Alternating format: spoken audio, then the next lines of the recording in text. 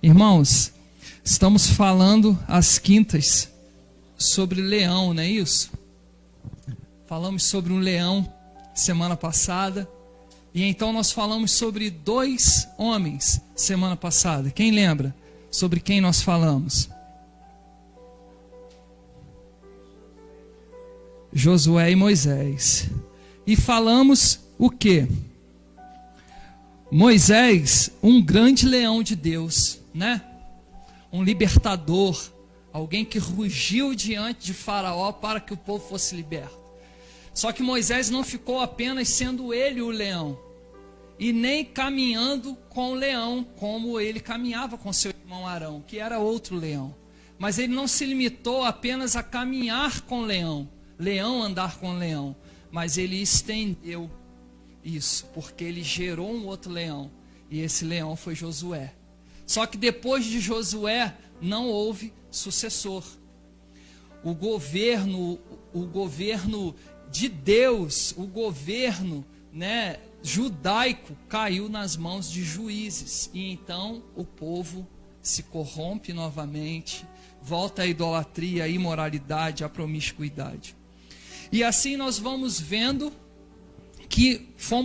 que Moisés teve a preocupação de não apenas andar com o leão, mas gerar outro leão. E Josué já não. Ele foi um leão, um desbravador, um conquistador de cidades, mas não gerou outro leão. Embora ele andasse com leões, mas ele não gerou outro leão. E hoje nós vamos falar sobre um outro leão de Deus. E é alguém que eu admiro demais. Demais mesmo. A Bíblia fala que antes dele não houve um rei com um coração semelhante em bondade, misericórdia e principalmente amor ao Senhor. E também nos mostra e nos revela que desde Adão até o exílio babilônico, não houve um governador, um rei com um coração tão disponível e sedento por Deus quanto esse homem. Vocês sabem de quem eu estou falando? Não é Davi. Também não é Ezequias. É um dos reis que é considerado um dos menos famosos que houve no Antigo Testamento. Mas é um rei que teve o maior, a maior entrega e disponibilidade para Deus agir. Um rei que não teve falta diante de Deus. E ainda diz, no livro dos reis, diz que ele fez tudo conforme o seu antecessor Davi. Só que ele não era filho de Davi. Ele era da linhagem de Davi, mas uma linhagem distante. De quem é que nós não vamos falar? Josias. Quem aqui já ouviu a história do rei Josias? Eu preguei isso ano passado. Isso não, falei um pouco sobre ele. Capítulo 22 do segundo livro dos reis. No livro dos Crônicas também, no capítulo 12, 13 até o 15, fala um pouco sobre esse homem. Esse rei também foi mencionado pelo profeta Jeremias, apenas mencionado, e também foi mencionado pelo profeta Sofonias. Quem lembra de Sofonias? É um cara top também para nós falarmos. Tinha Josias 8 anos de idade quando começou a reinar. E reinou 31 anos em Jerusalém. Sua mãe se chamava Gedida e era filha de Adaías de Boscate. Fez ele o que era reto perante o Senhor. Andou em todo o caminho de Davi, seu pai, mas aqui não está falando de uma filiação biológica, uma paternidade biológica, mas está falando de Davi como um pai, como um antepassado, ok? Andou em todo o caminho de Davi, seu pai, e não se desviou nem para a direita e nem para a esquerda. Vamos parar aqui. Josias, ele era neto de Manassés. Quem foi Manassés? Manassés foi um rei bom e ao mesmo tempo um rei malvado. Um rei que iniciou o seu reino, né, o seu reinado mesmo, com um coração incendiado, mas no meio do caminho se corrompe e cai na idolatria, na imoralidade, na prostituição física e também espiritual religiosa. Então, Manassés morre. Manassés reina sobre Judá por 55 anos. E quando Manassés morre, entra o seu filho. E o seu filho se chamava Amon. Amon tinha 22 anos quando reinou, e reinou 2 anos. O que acontece? Manassés morre pelo tempo, pela idade. Amon, que era filho, fez o que era mal. E os homens que desejavam o mal para Manassés encontram um lugar em Amon. E Amon reina por apenas 2 anos e morre.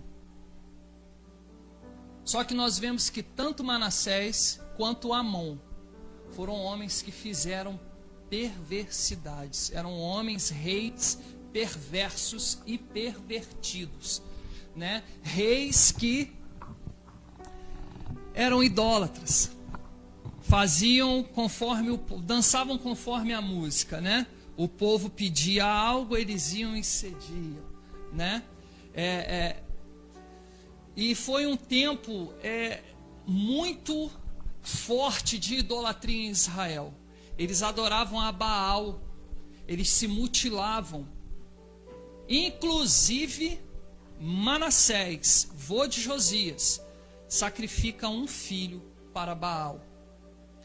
E conforme historiadores, arqueólogos dizem, havia uma estátua de um deus num alto, e essa estátua ela era de bronze. Então eles ateavam fogo ao redor dessa estátua, e quando a estátua ficava embrasada, eles colocavam os filhos vivos nos braços de Baal.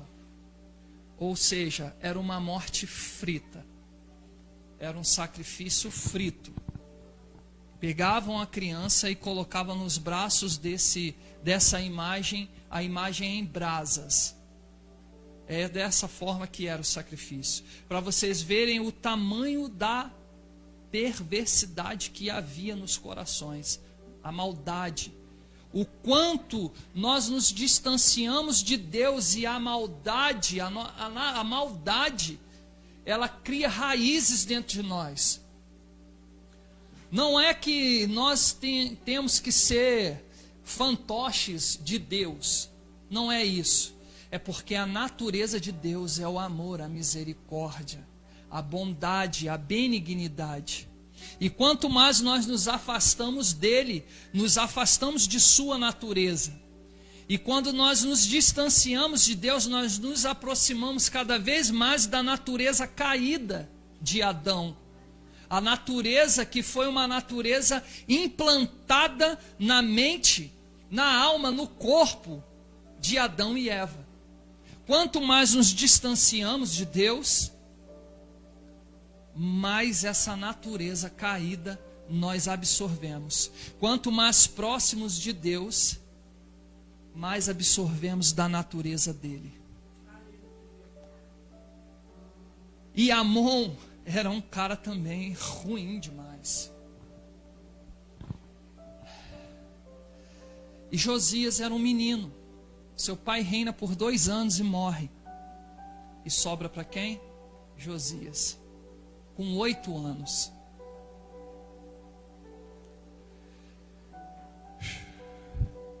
O fato é que um tempo depois, quando Josias tinha aproximadamente 26 anos, se ele tinha 8 anos quando começou a reinar, e no 18º ano do seu reinado, ele decide começar a restaurar o templo, a reerguer, a reparar. Por quê? Porque o templo tinha sido abandonado. Não é nem que ele tinha sido destruído, mas ele foi abandonado. O povo de Israel não mais vivia como Davi tinha pronunciado: alegrei-me quando me disseram, vamos à casa do Senhor. Eles estavam nos altos sacrificando a Baal e a outros deuses, enquanto o templo do Senhor estava sendo deixado de lado. E tudo aquilo que não há uma manutenção se perde, entra em ruínas. Essa semana meu amigo boy foi lá em casa, ele levou os instrumentos. Aí ele falou assim: rapaz, mas como é que pode? Negócio parado, deu problema? Eu falei: se a gente ficar parado também dá problema. Por isso que eu costumo dizer que o movimento cura e liberta, a paralisia adoece e mata. Por isso que eu entrei nessa questão de me movimentar aí. Isso fala da atividade física e de cuidar do corpo, né?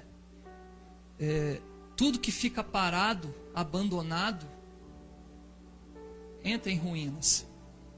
E o templo do Senhor, que tinha sido levantado por Salomão, estava dessa forma, abandonado, de lado.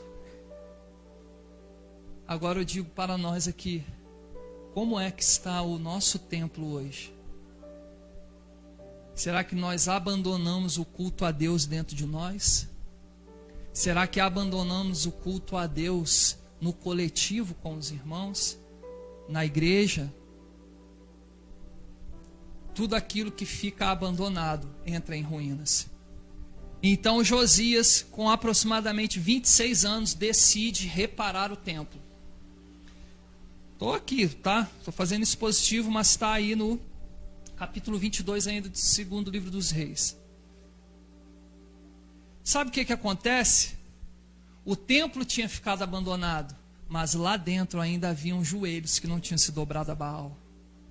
Lá dentro ainda haviam sacerdotes que sacrificavam somente a Jeová.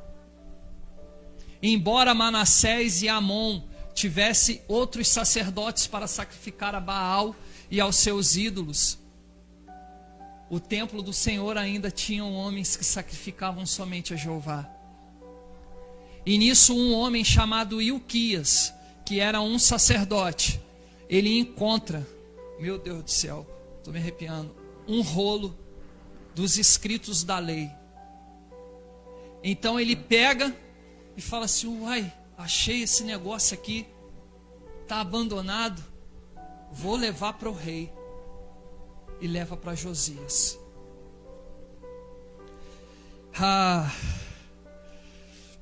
Então Josias começa a ler aquele negócio.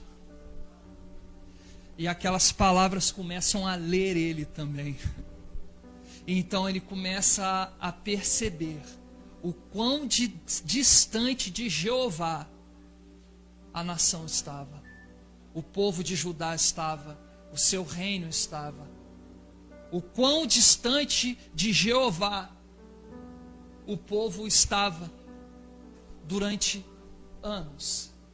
Estamos falando de 55 anos do reino de Manassés e mais 2 anos do reino de Amon.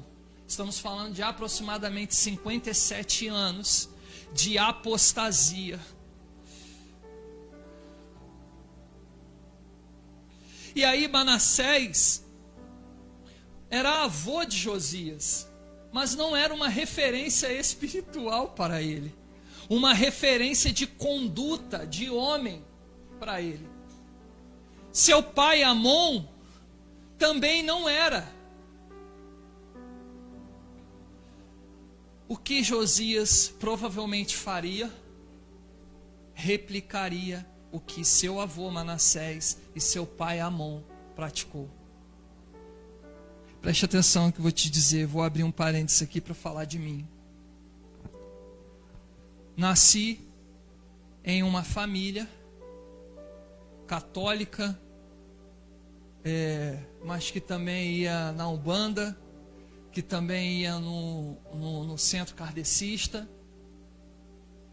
E ali na Umbanda eu estava sendo consagrado e preparado para ser Ogã. Ó como Satanás é astuto, irmãos. Você sabe qual é o que um Ogã faz no centro? Ele é responsável pela música, pela adoração, por esses ritos e pelo sacrifício. Sabe o que isso aponta? Satanás estava forjando em mim uma falsa identidade de sacerdote. Porque o sacrifício está ligado ao sacerdócio. E as músicas também estão ligadas ao sacerdócio.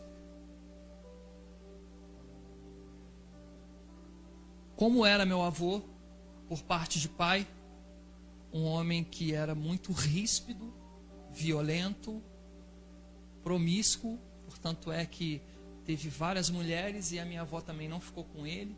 E todas as outras mulheres que conheci não ficaram com ele, quando morreu, morreu sozinho.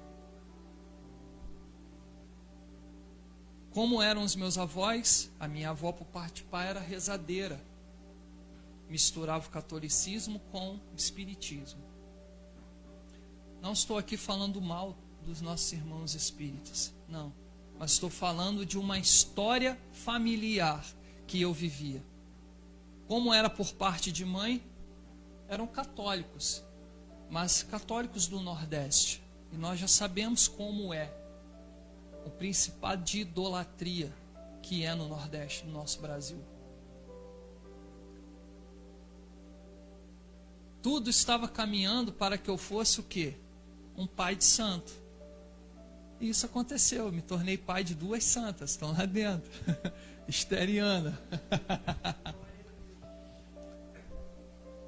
Mas o que quero dizer para vocês? Meu pai era um alcoólatra. Meu avô também. Meus tios também. Tios meus também eram envolvidos com drogas. Tudo isso veio como reivindicação sobre a minha vida. E aos meus 11 anos de idade eu já fumava maconha. Eu já bebia. Eu esperava minha mãe dormir, todo mundo dormir, abria a janela e ia para a rua. E ia para a noitada, fugido. Sem ninguém ver. Ia me drogar. Ter relacionamentos. Uma criança, cara. Um pouco mais novo que minha filha mais velha. Estava replicando aquilo que já vinha em efeito cascata, hereditariamente falando.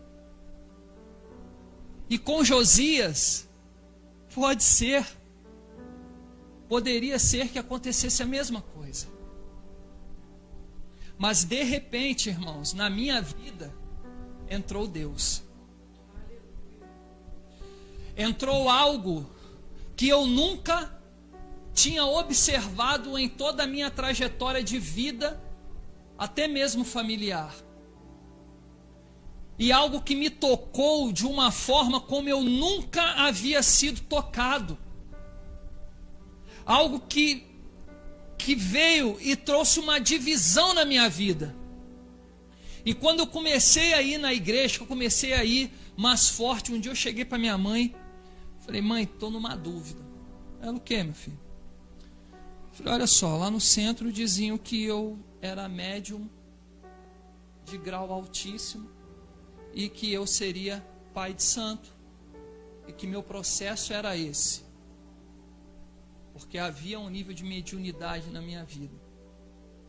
Mas na igreja, mãe, o pastor já fala que eu vou ser pastor. Ele olha para mim e começa a rir falando dos propósitos que Deus teria na minha vida, e eu agora estou confuso. Eu não sei se eu sou um macumbeiro ou se eu vou ser um evangélico. Eu não sei se você é um pai de santo ou se você é um pastor. Aí ela falou assim: essa dúvida eu não posso te tirar, você vai ter que decidir sozinho. E realmente.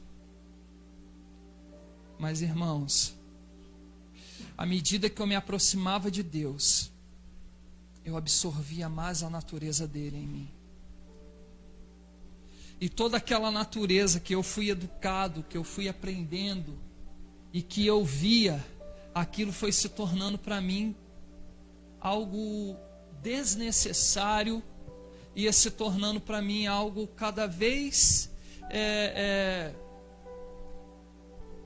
sem sentido, cada vez mais sem sentido. Então eu decidi mergulhar de vez. E hoje estou aqui. Me batizei, passei pelas águas. Me batizei não fui batizado. Passei pelas águas, porque senão a internet é terrível. Pega lá, o pastor que se batizou assim mesmo. Mas estou aqui. E cada vez mais desejando ser incendiado pelo Senhor, ser incendiado pelo Espírito, ser incendiado pela Escritura. O fato é que na minha vida, assim como na vida de Josias, não havia referência de leões de Deus. Quantos aqui já viram aquele desenho ou filme do Mowgli? O meio te forma. O meio faz de você. Ele era um homem, um ser humano, mas se torna um macaco. Como é que pode um negócio desse?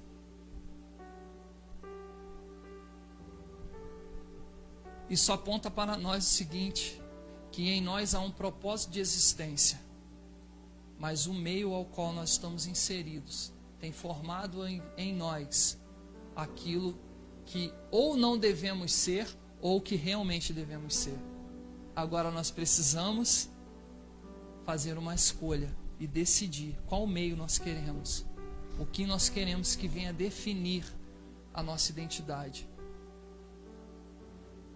Eu não tinha referências de cristãos, de alguém que fosse, como por exemplo, nós vemos João Batista era filho de quem?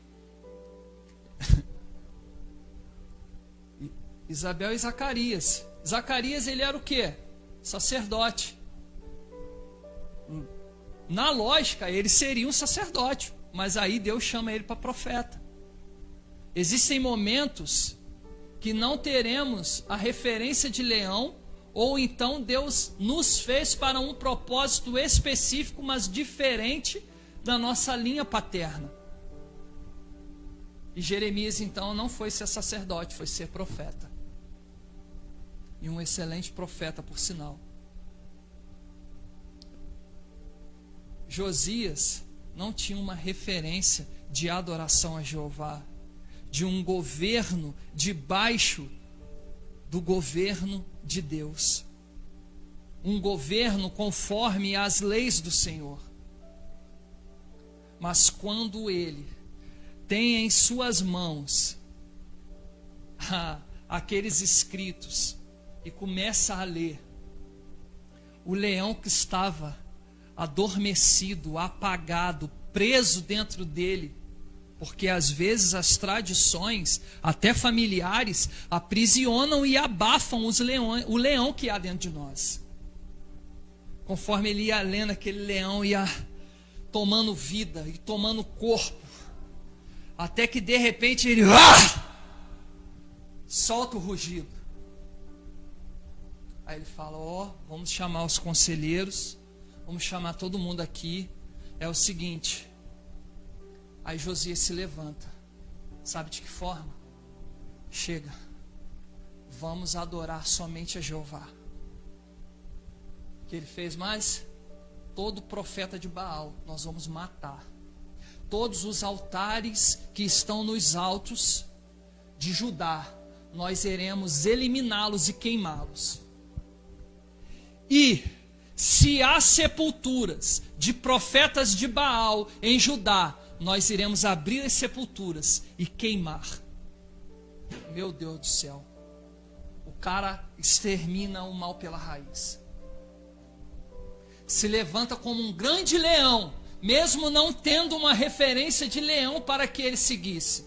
Mas quando ele começa a ler, ele começa a ver que tudo que estava escrito denunciava e condenava as práticas de Judá naquele tempo, porque ele era rei de Judá.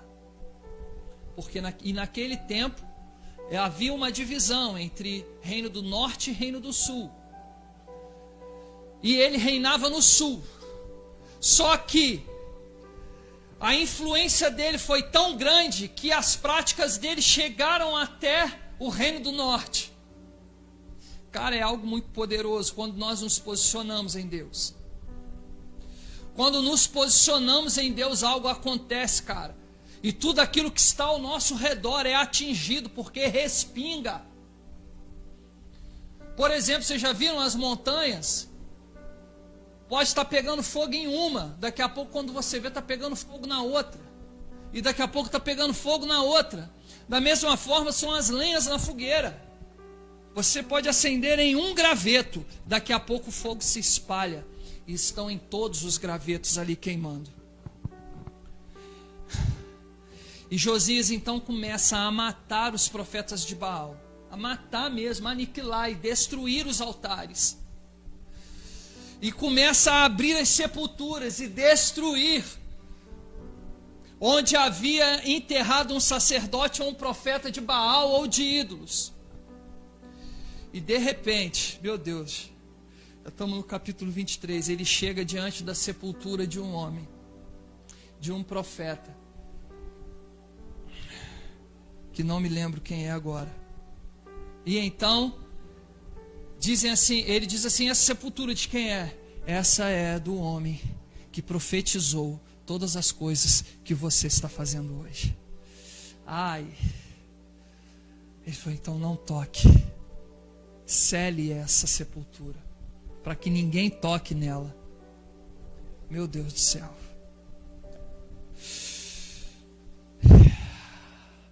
Mesmo que ele não tivesse referências de leões que rugiam a favor do reino de Deus, ele encontrou, mesmo que fosse a sepultura de alguém que tinha liberado da parte de Deus uma palavra a respeito dele. Deixa eu te dizer algo, há uma palavra liberada a teu respeito. Não negligencie isso, não negue isso, não rejeite isso. Independente da posição que você esteja hoje, não negligencie. Há uma palavra de Deus liberada a teu respeito, há uma identidade de Deus liberada a nosso respeito. E chegará o tempo oportuno em que ou rejeitaremos de vez, ou então iremos nos empoderar dessa palavra. E esse leão que há dentro de nós, que pode ser que esteja hoje adormecido, aprisionado, será despertado para rugir. Aleluia! Meu Deus do céu. Não sei se você entendeu isso, mas foi liberado. E sabe o que acontece, irmãos? O que acontece é que então, após tudo isso, Josias diz assim: faremos em Judá uma Páscoa, como nunca houve até os dias de hoje. Ai, Jesus, nós estamos chegando lá. Quando Deus levanta e desperta o que está adormecido dentro de nós, a identidade que Deus liberou sobre as nossas vidas, que está adormecida ou presa dentro de nós, quando Deus desperta ou liberta, é para fazer algo maior do que foi visto até hoje. Você entendeu isso, irmãos? Há um tempo atrás preguei sobre o medo e falei que o medo nos impede de viver algo maior do que já vivemos até hoje. E deixa eu te dizer algo. Josias não temeu. Quando ele encontrou a verdade de Deus, a verdade da Torá, das leis, ele não temeu. Ele falou, cara, eu não estou nem aí. Os profetas de Baal são mais numerosos do que os profetas de Jeová, mas a verdade não pode ser anulada, ela precisa vir à tona. Então, no versículo 21 do capítulo 23 do livro dos Reis, diz assim: deu ordem o rei a todo o povo, dizendo: celebrai a Páscoa ao Senhor vosso Deus, como está escrito no livro da aliança. Porque nunca se celebrou tal Páscoa como esta, desde os dias dos juízes. Está falando do tempo de Josué, pós-Josué. Desde os tempos dos juízes, que julgaram Israel, e nem durante os dias dos reis de Israel, nem nos dias dos reis de Judá, corria o ano 18º do rei Josias, quando esta Páscoa se celebrou ao Senhor em Jerusalém. Irmãos, estamos aí em um tempo muito promissor para isso que estamos falando. Porque hoje é o 14º dia de Nissan. Esse ano, o nosso calendário, o calendário gregoriano, está batendo com o calendário judaico. E hoje em Israel, nesse momento, eles estão na noite da preparação. Preste atenção nisso. Eu vou ter que voltar naquele negócio. Já estou terminando, irmãos. Hoje uma palavra de conhecimento para nós.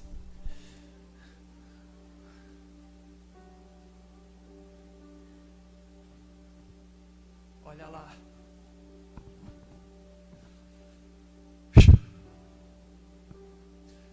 No 14º, conforme está em Levítico capítulo 23, o 14º dia de Nissan, ou Abib,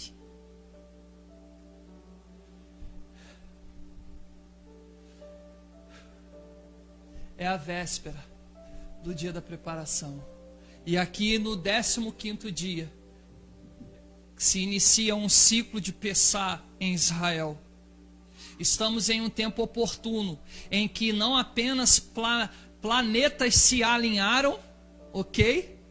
No final de 2021 para início de 2022, trazendo então a estrela de Belém, como nós conhecemos e vimos aí que foi um evento que ocorreu em dezembro do ano passado. Isso tudo mostra a abertura de um ciclo. E esse ano, o calendário bate junto. Estão entrando na festa dos pães asmos. Sabe o que isso significa? Pão sem fermento. Vinho sem acidez, sem fermentação. Isso fala de uma vida sem o toque do mundo. Uma vida em santidade, em separação a Deus. E nós vemos que durante esses 7 dias é celebrada a Páscoa. Não vou falar sobre a ressurreição, mas Josias foi um rei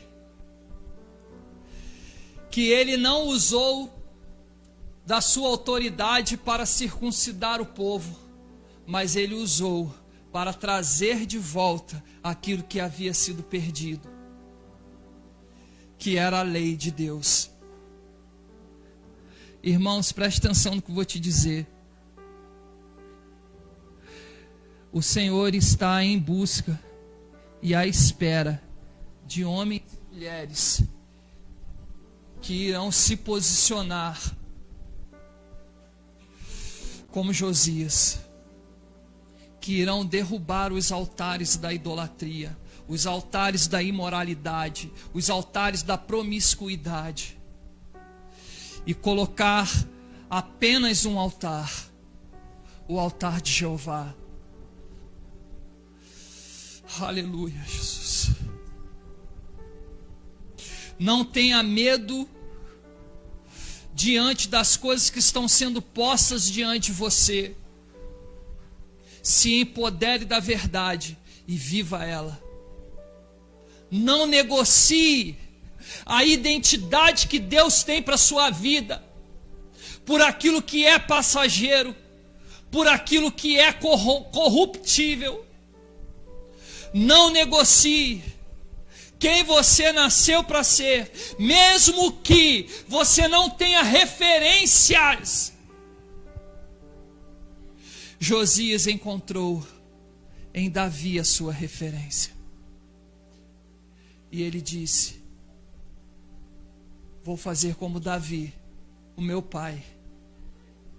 Mesmo que Manassés não tenha me ensinado, mesmo que Amon não tenha me ensinado, mas houve alguém, antigamente,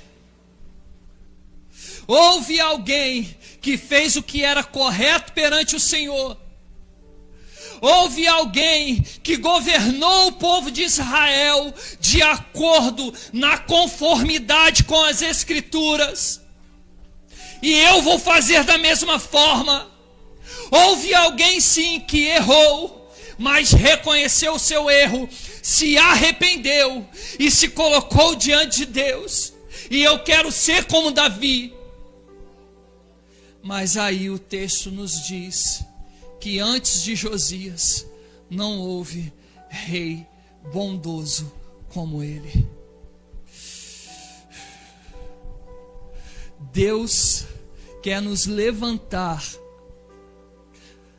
não para rompermos apenas com o ciclo hereditário de maldição, mas nos levantar e despertar as nossas vidas para algo como nunca houve até os dias de hoje. Há um leão dentro de você, há um leão dentro de mim, porque Paulo diz: não sou mais eu quem vivo, mas é Cristo que vive em mim. E o profeta Isaías diz que ele é o leão da tribo de Judá. Se ele é um leão e ele habita em nós, dentro de nós há um leão que precisa estar a todo vapor, cara, rugindo e indo em direção às suas presas, com total objetividade, com foco, até se empoderar dela. Aleluia, Jesus. Desperte para rugir. O Senhor levantou Josias para dar um rugido. E Josias reina por 31 anos. E durante todo o seu reino, seu reinado, o povo não se corrompeu. Josias se manteve de pé. E quando o povo começava a vacilar, ele chamava ao povo. E tem algo mais. Sabe como foi a celebração da Páscoa deles? Não foi uma festa apenas, mas foi um período de extremo arrependimento e sacrifícios em Judá. Deus deseja levantar homens e mulheres que rujam de tal forma, que influencie, sabe, e posicione homens, mulheres, cidades, estados, nações em total arrependimento diante de Deus, ao ponto de nada mais importar a não ser a presença. O que mais importa para nós hoje? Quais têm sido as nossas prioridades? Será que a nossa prioridade hoje tem sido a presença de Deus? Ou a nossa prioridade tem sido as nossas vontades, os nossos pecados, a nossa idolatria, a nossa imoralidade, qual tem sido as nossas prioridades hoje? Se fosse você, nesse tempo em que Josias foi colocado como rei, quais seriam as tuas prioridades? Quais seriam as minhas prioridades? Será que as nossas prioridades seriam como as prioridades de Josias? A prioridade de reconciliar a terra com o céu? Vocês veem que eu estou pegando homens que agiram da mesma forma. Moisés entra com a circuncisão, reconciliando todo o povo de Israel com Deus. Quando Josué entra em Canaã, o mesmo ato é feito. Porque foram 40 anos no deserto, e aquela geração que tinha saído do Egito já havia morrido. E no deserto não houve circuncisão durante esse tempo. Não houve aliança. E quando Josias entra, nós estamos falando de aproximadamente 57 anos. Aí sabe o que acontece, irmãos? Sabe o que é profetizado? Porque quando Josias ele lê a lei, ele vê que tudo o que o povo estava praticando e os reis praticaram atraíam maldições. E ele se vê num beco sem saída. Sabe o que acontece? Deus levanta um profeta para dizer a ele: olha, um profeta não, uma profetisa chamada Hulda, que fala: realmente, tudo que o povo e os reis praticaram até hoje atraiu uma maldição e a ira de Deus. Mas assim diz o Senhor: nos teus dias, os teus olhos não verão a ira de Deus sendo derramada sobre o povo. Aí sabe o que acontece depois? Vai ler depois a Bíblia. Ou espera uma outra pregação para que eu fale. Mas o fato é que a prática de Manassés, de Amon e do povo culminou no exílio babilônico. Ou seja,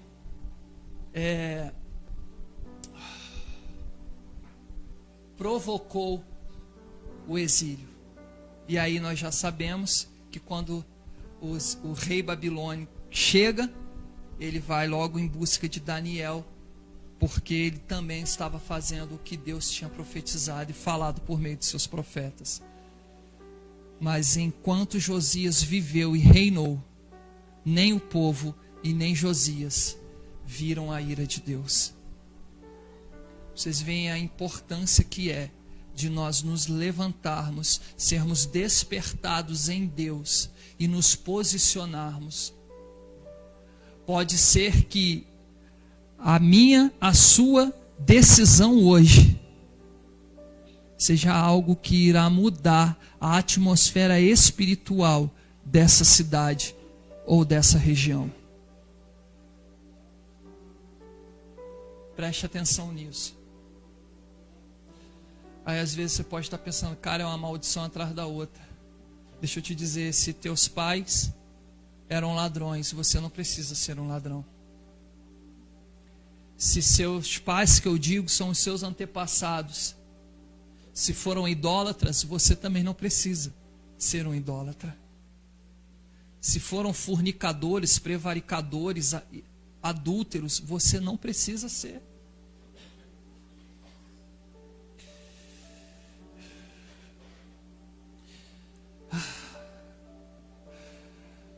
Ele disse que visitaria a iniquidade dos pais nos filhos, até terceira e quarta geração dos que me aborrecem, mas agiria de misericórdia e bondade até 1000 gerações daqueles que o amam. De que lado nós estamos?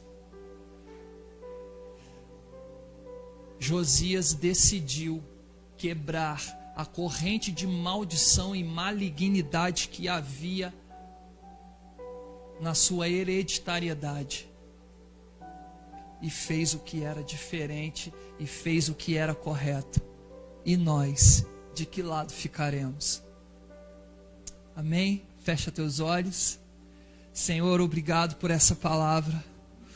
Obrigado, Senhor, por haver em homens, por esse exemplo de Josias. Isso mostra para nós que nós podemos ser diferentes e melhores. Senhor, isso mostra para nós que mesmo que o sistema, o mundo, a família mostre o contrário, nós podemos ser homens e mulheres que te amam, Senhor, e que não negociam os teus princípios por aquilo que é passageiro. Senhor, em nome de Jesus, queremos te agradecer por esse exemplo. Agora, Espírito Santo, invada as nossas vidas, dê um power em nós, dê um choque em nós, libere uma descarga de poder em nossas vidas, ao ponto de despertar o leão que está adormecido, ao ponto de quebrar as cadeias, de quebrar os grilhões, de romper as grades, para libertar o leão que está preso em nós, para então rugirmos contra o sistema, contra o mundo, contra o maligno, contra a falsidade, a mentira, a idolatria, a imoralidade. Ó Deus, desperta nossas vidas. Aleluia. E que tua paz, Deus, reine em nossas vidas. E que todo o império das trevas sejam abatidos, anulados e dissipados em nome de Jesus. Amém?